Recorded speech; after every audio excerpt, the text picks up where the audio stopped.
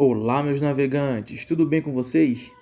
Vocês sabem que nos dias de hoje, grande parte da população mundial se utiliza de veículos automotores para se locomover. Mas o que pouca gente sabe é que quem patenteou o tipo de motor usado nos primeiros veículos foi o alemão Karl Benz. Erroneamente, por muitas vezes, a criação do automóvel é atribuída ao americano Henry Ford. Ford foi o criador e aperfeiçoador de um sistema de produção em massa, que ficou conhecido como Fordismo. Modelo esse que tinha entre algumas de suas características a verticalização da produção, onde ele possuía desde as siderúrgicas, onde se fabricavam as peças, ou as fábricas também de vidros, até mesmo as plantações de seringueiras para extração da borracha. E é aí que entra o tema do nosso vídeo de hoje.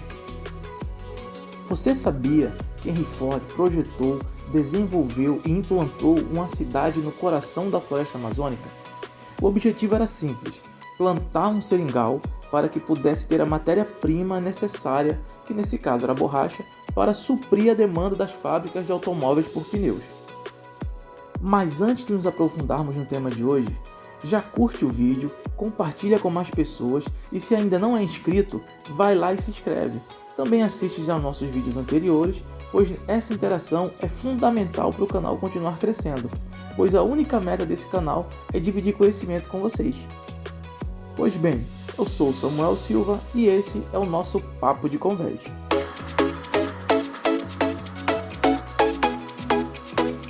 Um dos maiores sonhos de Henry Ford era produzir veículos em grande escala, de tal forma que o automóvel se tornasse um produto acessível à população como um todo. Em 1908, o modelo T foi lançado e se tornou uma verdadeira revolução no modo de produzir e vender automóveis.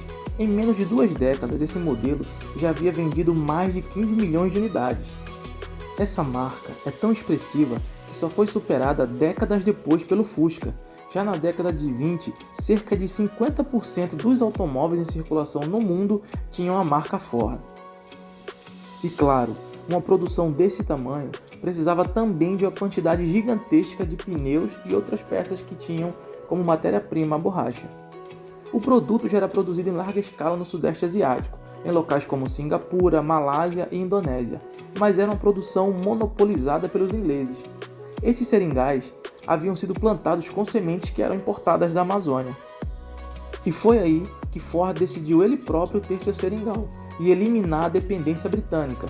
Com um espírito empreendedor ambicioso, ele tinha a meta de criar 2 cidades às margens do rio Tapajós e produzir 50 milhões de pneus por ano, para suprir não apenas a sua demanda, como a demanda de outros fabricantes de veículos.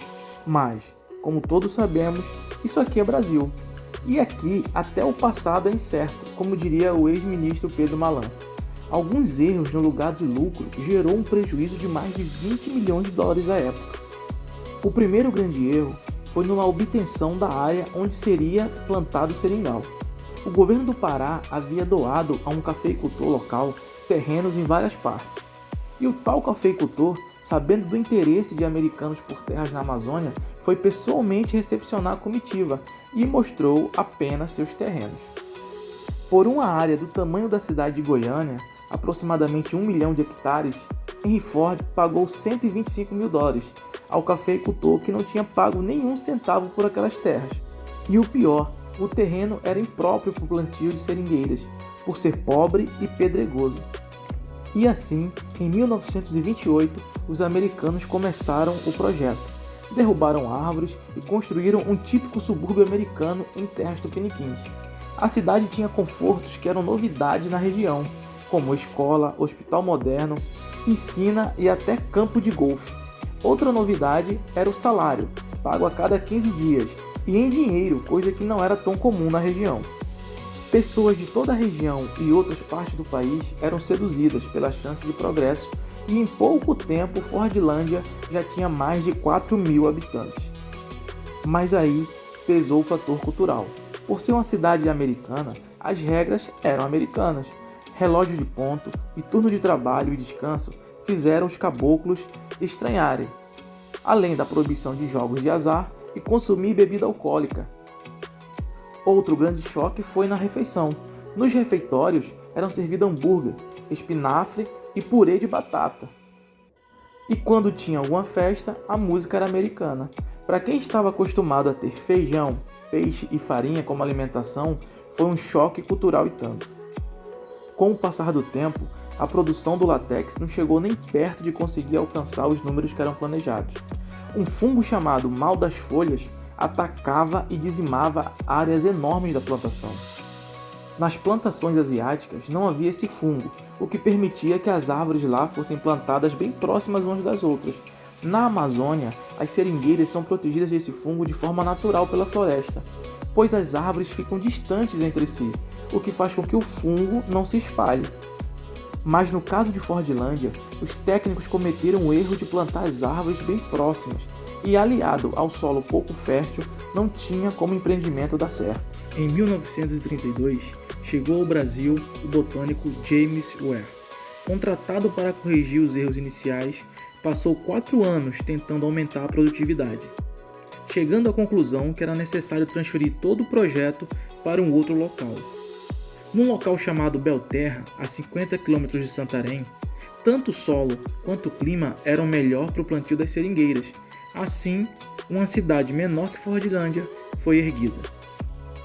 Mesmo sem atingir a meta dos 50 milhões de pneus produzidos, o projeto conseguia se manter. Mas com o passar dos anos e após o fim da Segunda Guerra Mundial, novas tecnologias surgiram. E agora os pneus eram fabricados a partir de derivados do petróleo, o que significou a derrocada do projeto de Henry Ford. Com o abandono do projeto, o governo brasileiro comprou as instalações das duas cidades por valores bem simbólicos, muito abaixo dos milhões investidos inicialmente pelos americanos. Hoje, quase 100 anos depois, boa parte das instalações da cidade não existem mais ou estão em péssimo estado de conservação. A maioria são prédios e edificações originais. Segundo o último censo do IBGE, cerca de 1.200 pessoas ainda moram na região de Fordlândia. E esse pedaço da história da indústria automobilística mundial ainda aguarda o tombamento pelo Instituto do Patrimônio Histórico Nacional. O juiz federal Domingos Daniel Moutinho da Conceição, da Justiça Federal do Pará, determinou o IPHAN conceder o tombamento do patrimônio histórico de Fordlândia até o final de maio deste ano, 2022. Mas, ao que se parece, nada de concreto aconteceu nesse sentido, então aguardemos. Pois Fordlândia merece ser cuidada e reconhecida pelo seu potencial histórico e turístico também, que pode conceder a toda aquela região. E então é isso, pessoal. Obrigado por estar comigo até o final desse vídeo e não esquece de curtir, comentar e compartilhar. Mas é claro, se inscreve para ficar por dentro dos lançamentos aqui do canal. Um beijão a todos e até uma próxima, meus navegantes. Beijão a todos, tchau, tchau!